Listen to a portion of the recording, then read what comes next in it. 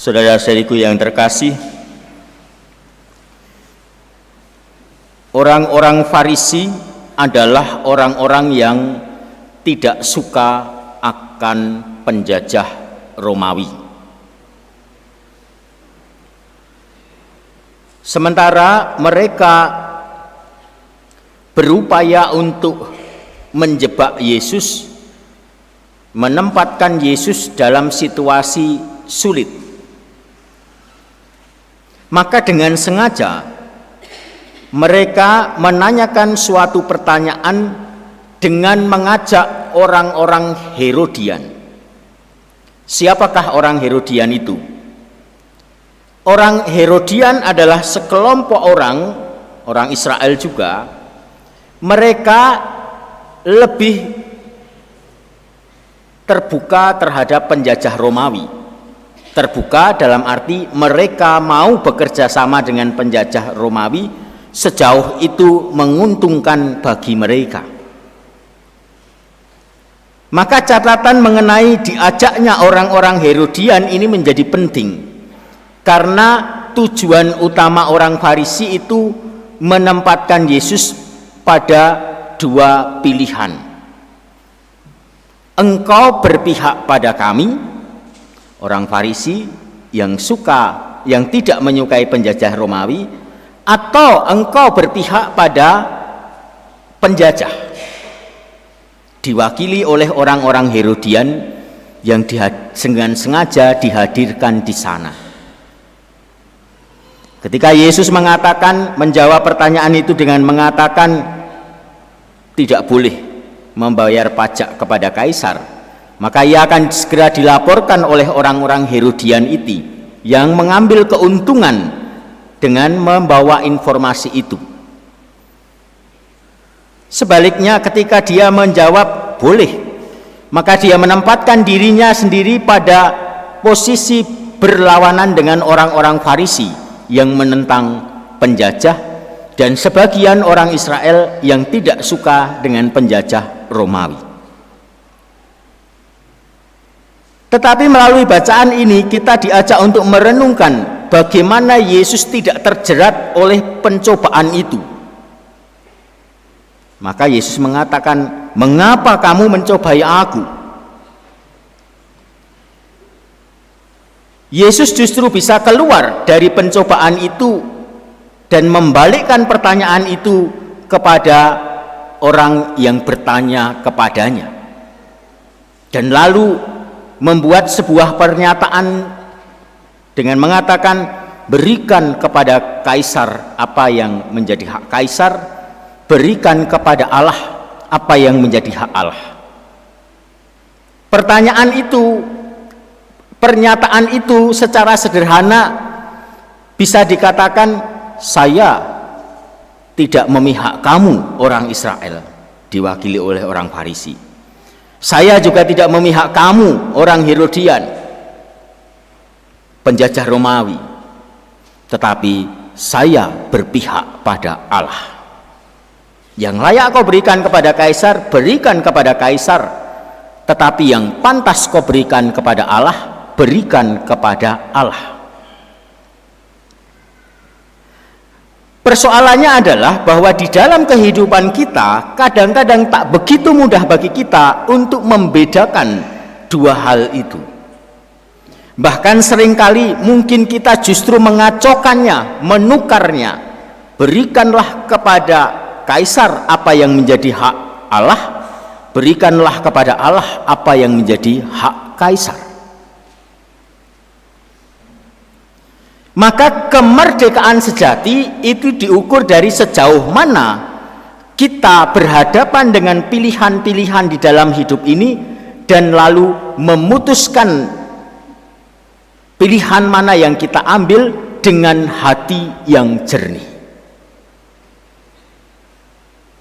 Ketika hati kita tidak jernih, maka yang terjadi kekacauan tadi justru diputar balikkan. Yang harusnya kita berikan kepada Allah, kita berikan kepada Kaisar.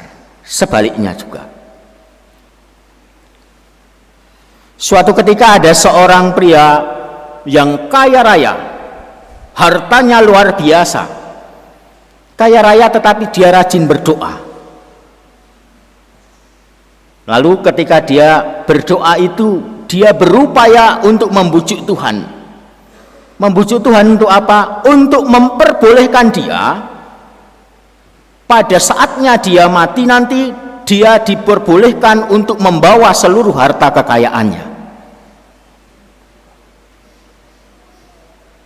Berulang kali dia memohon itu melalui doa itu, sampai suatu ketika di dalam doanya dia mendapatkan jawaban, boleh kamu bawa kekayaanmu ketika kau mati, tetapi ada satu syarat, kamu hanya boleh membawa 1 koper saja,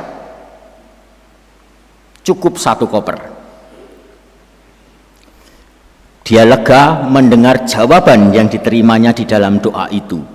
Lalu singkat cerita, sampailah saatnya pria ini dipanggil Tuhan. Dia meninggal. Setelah meninggal, dalam perjalanannya dia menuju ke gerbang surga. Dan di depan gerbang surga itu berdiri Santo Petrus yang akan memberikan izin kepada siapapun yang masuk atau menolaknya. Santo Petrus mengatakan kepada orang itu, silahkan kamu boleh masuk, tetapi kopermu tidak boleh dibawa.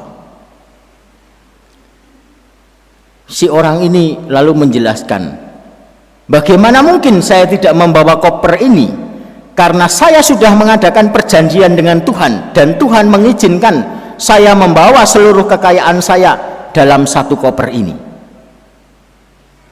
Lalu Santo Petrus mengatakan, oh ini tidak biasanya, tetapi baiklah, saya akan periksa kopernya. Lalu dibukalah koper itu. Si orang ini ketika dia memikirkan apa yang akan dibawanya ketika dia mati, dia mengisi seluruh isi koper itu dengan emas batangan.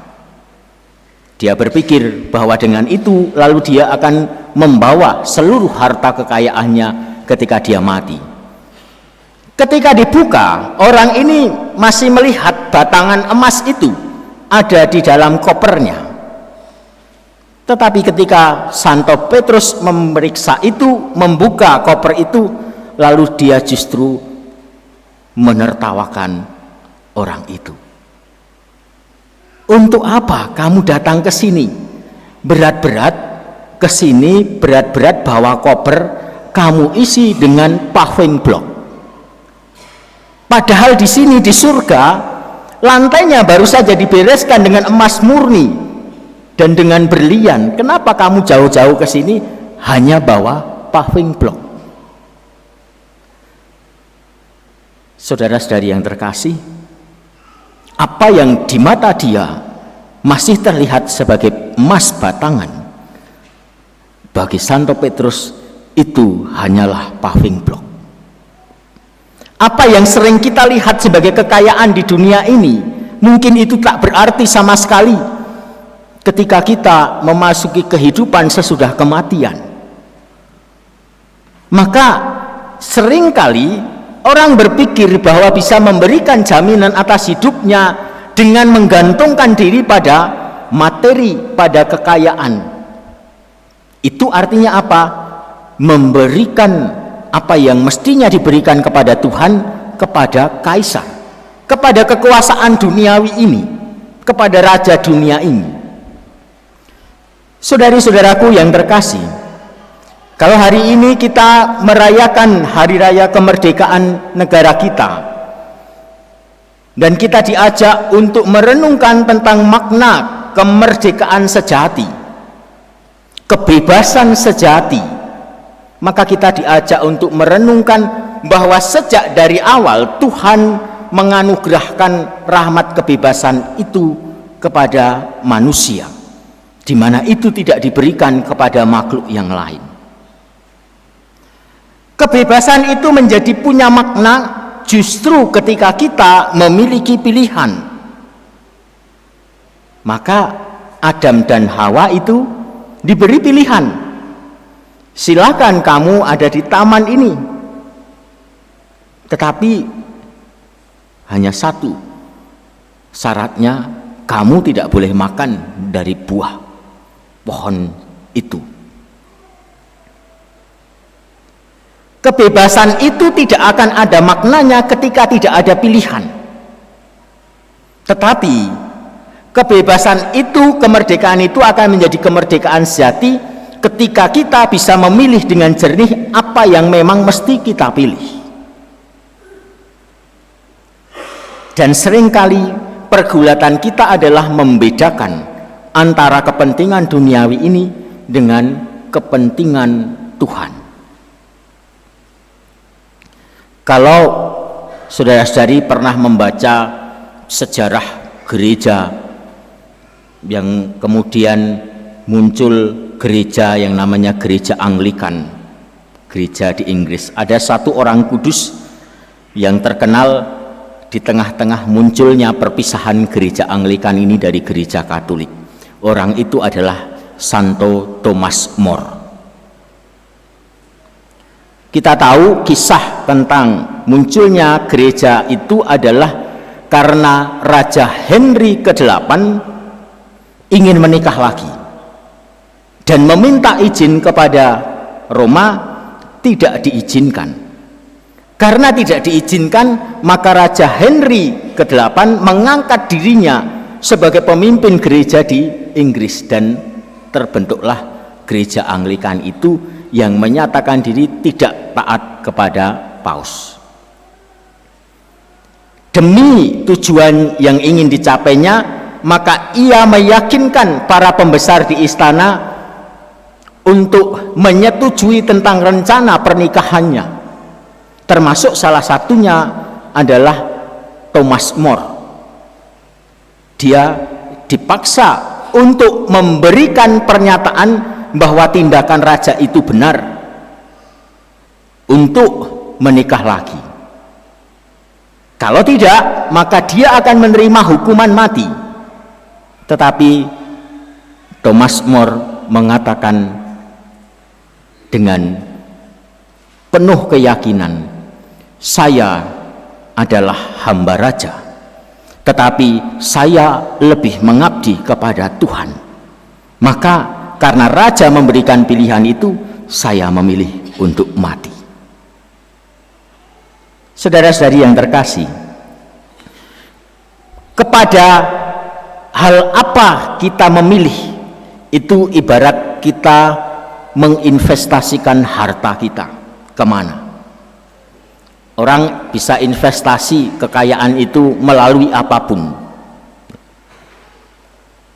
tetapi berkaitan dengan pilihan, kemana kita menginvestasikan hati kita. Apakah kepada pilihan-pilihan duniawi atau kepada pilihan-pilihan yang berani seperti yang dilakukan oleh Thomas More tadi.